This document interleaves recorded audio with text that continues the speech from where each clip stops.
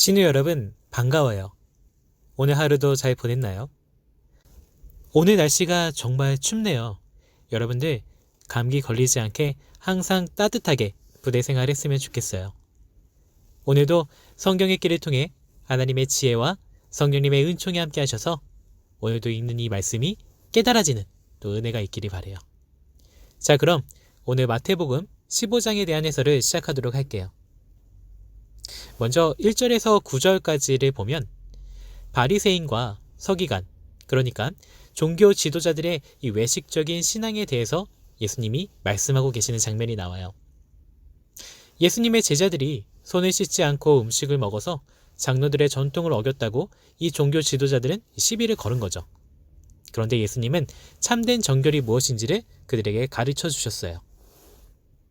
이어서 예수님은 10절에서 20절에 보면 정결법에 대한 이 바리새인들의 문제의 제기를 답변하시면서 제자들에게 참된 정결법이 무엇인지 자세하게 가르쳐 주셨죠.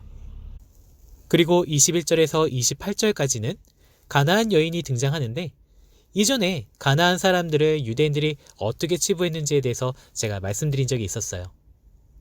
그런데 유대인들이 이 부정하게 생각하던 이 이방 여인의 딸을 예수님이 치유하심으로 친히 천국 복음의 확장을 나타내시는 장면이 바로 이 말씀이에요.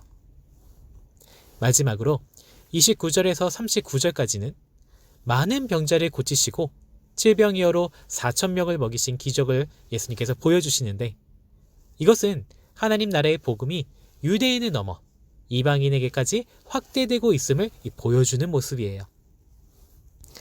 자, 그러면 말씀 속에서 예수님은 어떻게 나타나셨을까요?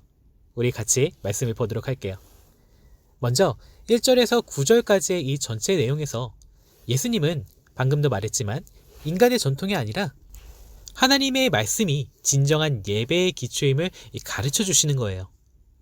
바리새인과 서기관들은 장로들의 전통을 내세워서 예수님의 제자들이 율법을 어겼다고 고발했지만 예수님은 오히려 그들의 전통이야말로 하나님의 계명을 어기도록 유도하고 있다는 것을 지적하셨어요. 그 예로 들었던 말씀이 하나님께 들음이 되었다, 고르반이라고 하죠.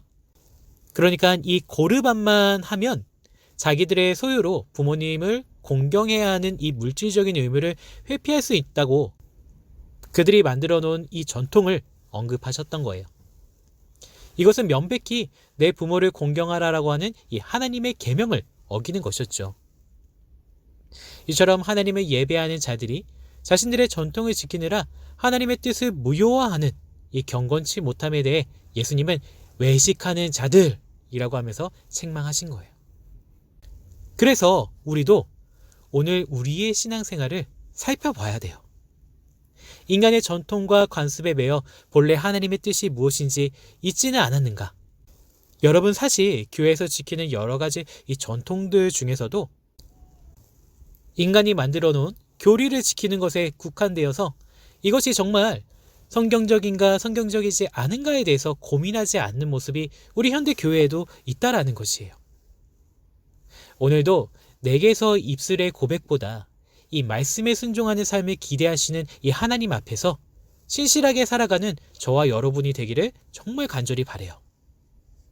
자, 여러분 10절 말씀을 한번 보세요. 예수님은 사람들이 하나님의 말씀을 듣고 깨닫기를 원하셨죠. 이 마태복음에서 깨닫다라는 이 동사는 정말 중요한 역할을 하는 것인데요. 예수님은 하나님의 백성들이 하나님의 나라와 하나님의 아들에 대한 말씀을 듣고 깨닫기를 기대하세요. 우리가 말씀을 듣고 깨달아야 비로소 하나님의 자녀로 살아갈 수 있기 때문인 것이죠. 11절과 16절에서부터 20절까지를 보면 이 겉으로 드러난 이 외식이 아니라 정말 내적인 이 정결을 더 중요하게 보시는 이 예수님의 말씀을 우리가 볼 수 있죠.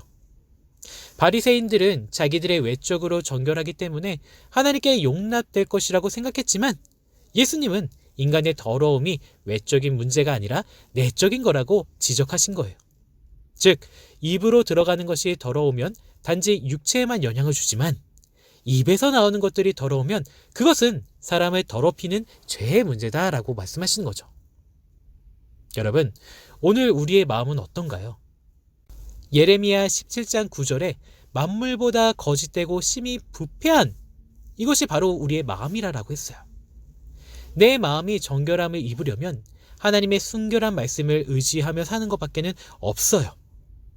날마다 흙도가니에 7번 단련한 은과 같이 순결한 여호와의 말씀이 내 마음과 영혼을 새롭게 하기를 구하는 저와 여러분이 되길 바라요. 13절과 14절 말씀을 보세요. 예수님은 하나님이 심지 않으신 것들을 모두 뽑으신다 하셨어요. 바리새인과 서기관들은 자기들이 하나님의 참 백성이라고 주장했지만 예수님은 그들이 하나님께 속하지 않은 자들이기 때문에 뿌리채 뽑힐 거라고 경고하셨어요. 그들은 스스로 눈먼 자들을 인도하는 이 스승이라고 자부했지만 주님이 보시기에는 그들이야말로 소경이었다라는 것이죠. 혹시 오늘 우리도 입으로는 이사야 60장 21절의 말씀처럼 나는 하나님이 심으신 나무야 하고 확신하면서도 마음으로는 하나님에게서 멀지 않았는가? 이것을 우리는 한번 점검을 해야 돼요. 날마다 주시는 말씀을 통해 하나님과 바른 관계를 회복하는 우리의 모습이 되기를 진심으로 바라요. 자, 여러분, 이제 23절, 24절, 26절에서 이방 여인이 나오는 모습을 여러분 주목해 보세요. 예수님은 이방인 이 여인의 간구에 대해서 처음에는 냉담하게 반응하셨어요. 다윗의 자손이여 라는 이 예수님에 대한 이해와 함께 매달리면서 이제 기도하는데 예수님은 자신이 유대인들에게 먼저 보내심을 받았다는 사실을 들어 거절하시죠.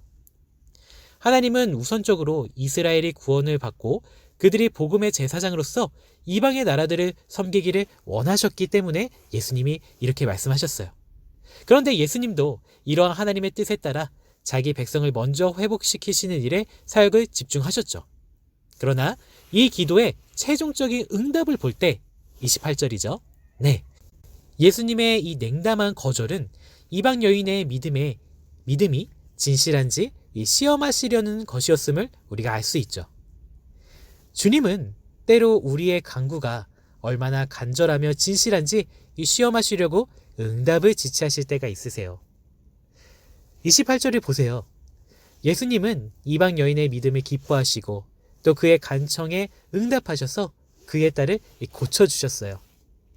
이 믿음은 이스라엘 백성들이 깨닫지 못하고 누리지 못한 복음으로 예수님이 이스라엘뿐만 아니라 이 이방인을 위한 메시아로 오셨다는 이 진리라는 것이죠. 예수님은 이 여인의 믿음을 이방인 백부장의 믿음과 함께 높이 칭찬하심으로 자신이 세우실 하나님 나라의 백성은 이런 믿음을 가진 자들임을 선언하신 거예요. 주님을 향한 내 믿음은 주님께 어떤 말로 들릴 것 같나요? 여러분, 내가 가진 이 작은 믿음일지라도 주님을 의지하는 믿음이라면 나 또한 세우실 우리 주님이심을 기대하며 소망하길 바라요. 29절에서 31절까지는 예수님은 이제 메시아로서의 치유 사역을 유대인뿐만 아니라 이 이방인을 향해서도 베푸시는 장면이 본격적으로 나오죠. 여기서 마태가 언급한 이 장애인들, 전은자가 있었고요. 또 불구자, 또 눈먼 자, 이 말 못하는 자, 이들이 이제 고침을 받은 사건은 이사야 선지자가 예언한 이 메시아의 치유 사역의 대상과 같았어요.